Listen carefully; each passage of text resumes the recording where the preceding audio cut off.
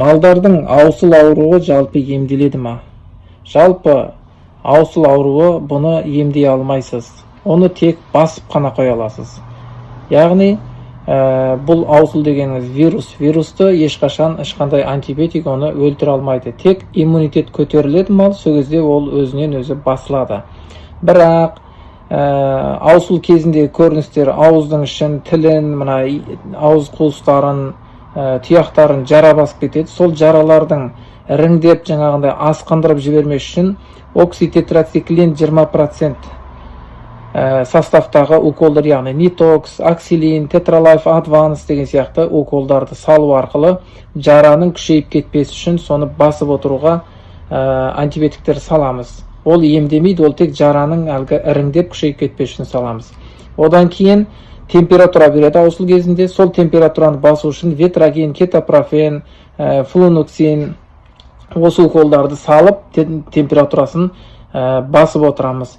Аусыл жалпы 10-14 күннің ішінде тоқтайды, басылады өзі. Сол 10-14 күнге дейін өстіп иммунитетін көтеру арқылы витамин С, яғни аскорбиновая кислота құрамында.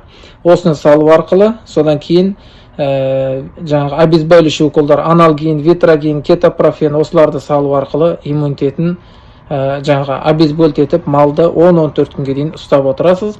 10-14 күннен кейін барып аусыл ауруы тоқтайды, басылады. Ол сол күшейіп кетпес үшін жаңағы уколдарды салып отырасыздар. Ал бірақ түбегейлі оны вирус болғандықтан оны емдей алмайсыз. Аусыл ауруы жалпы 10-14 күнде тоқтайды.